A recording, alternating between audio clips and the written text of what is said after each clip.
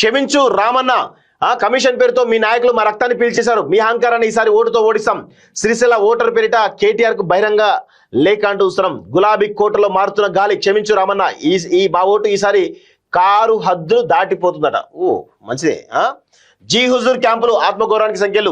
ప్రజా జీవితంలో ఎన్నడూ లేని మీ బంధుగణం మీరిచ్చిన అధికారాన్ని అడ్డుపెట్టుకుని సిరిసిల్లో ప్రత్యేక క్యాంపులు నడిపారని తమ బీసీ దళిత మైనార్టీ నేతలు జీ హుజూర్ అని వంగి దండాలు పెట్టించుకోవడం మీ దొరతనానికి నిదర్శనం కాదా రామన్న అని ప్రశ్నించారు. సిరిసిల్లను మీ సొంత జాగీర్లా మార్చి అలిఖిత రాజ్యాంగా నడిపినటువంటి మీ అహంకారాన్ని ఈసారి ఓటుతో ఓడించాలని అనుకుంటున్నామని లేఖలో పేర్కొన్నారు. అధికారంలో ఉన్నప్పుడు ఇక్కడ అనధికారిక గుడారాలు వేసి మీ పేర్లు చెప్పుకుంటూ బతుకమ్మ చీరల కాంట్రాక్టులో కోట్లు కొలగొట్టడం తమ కళ్ళ ముందే మెదులుతుందని, అభివృద్ధి ముసుగులో జరిగిన ఈ అవినీతి జాతర చూశాక మళ్ళీ అదే కారుకు ఓటేస్తే తమ భవిష్యత్తుకే బ్రేకులు పడతాయని భయమేస్తున్నట్టు ప్రస్తావించినట్టు చూస్తా ఉన్నాం.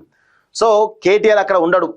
కేటీఆర్కి సంబంధించినటువంటి ఆ రిలేషన్స్, ఆయన దగ్గర ఉండేటువంటి కొంతమంది అనుయాయులను అక్కడ వాళ్ళనే పరోక్షంగా ఎమ్మెల్యేలు చేసేసిండు.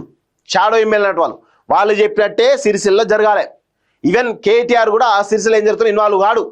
కార్యకర్తల విషయానికి ఏ కష్టం వచ్చినా, లేకపోతే ఏమైనా ప్రజాప్రతినిధులకు ఏ కష్టం వచ్చినా కానీ ఆయన కేటీఆర్ దగ్గర రానియరు. కేవలం అక్కడక్కడే సెటిల్ చేస్తూ ఉంటారు. సో అట్లా కొంతమంది దొరలుగా చెలామణి అవుతూ, షాడో ఎమ్మెల్యేలుగా చెలామణి అవుతూ సిరిసిల్ల మొత్తాన్ని కూడా ఆగం చేస్తున్నారట. సో కేటీఆర్ ఇప్పటికైనా మారాయా బాబు, ఇంకా ఎప్పుడు మారుతావు నాకు అర్థం కాదు. ఇగో ఒక సామాన్యమైన ఓటర్ రాసినటువంటి ఈ విషయాల్లో ఒక్కసారి నువ్వు చూసుకుంటే నీకు అర్థమవుతుంది. ఇదెవరు కాంగ్రెస్ వాళ్ళు రాసింది కాదు, ఇది మీ బీఆర్ఎస్ వాళ్ళే రాసి ఈరోజు వాళ్ళ ఆవేదన వెళ్ళగక్కుతా ఉన్నారు. రేపు మున్సిపల్ ఎన్నికలు జరగని నేపథ్యంలో ఓ వ్యక్తి క్షమించు రామన్న ఓటు వేయలేకపోతున్నాం అంటూ వర్కింగ్ ప్రెసిడెంట్ కేటీఆర్ కు రాసిన బహిరంగ లేఖ సోషల్ మీడియాలో వైరల్ అవుతుంది. నమస్తే రామన్న, సిరిసిల్ల సిగలో కారు సింగారం అనుకున్నాం, కానీ మీ నాయకుల ఆగడాలు చూశాక అది మాకు శాపమని అర్థమైంది.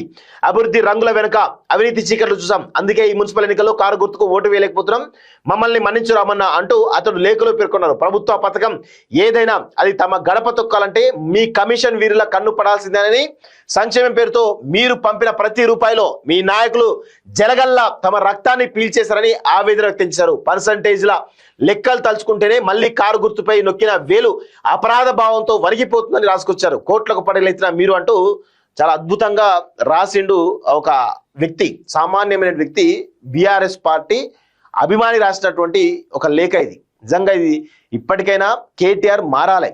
కేటీఆర్ మారకపోతే ఈ తెలంగాణలో మళ్ళా బీఆర్ఎస్ పార్టీ అధికారంలోకి రాదుగాక రాదు. మీ యొక్క దుర అహంకారం రెండు మారాలి. ఈ మారితే బాగుపడతారు, లేదంటే మిమ్మల్ని ఎవ్వడు కూడా బాగు చేయలేరు.